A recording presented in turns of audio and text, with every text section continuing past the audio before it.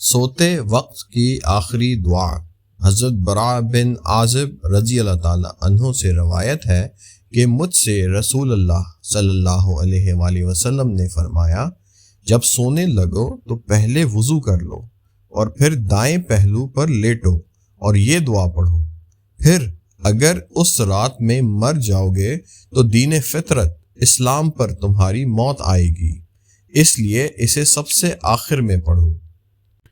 اللہم اسلمت نفسی الیک وفوضت امری الیک ووجہت وجہی الیک واجعت ظہری الیک رغبتا ورہبتا الیک لا ملجا ولا منجا منک الا الیک آمنت بکتابک الذی انزلت بنبیک الذی ارسلت۔ بخاری 6313۔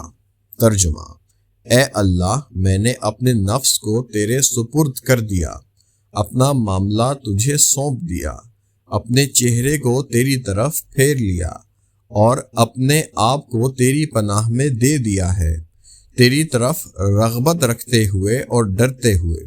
تیرے سوا نہ کوئی پناہ کی جگہ ہے اور نہ ہی نجات کا ٹھکانہ۔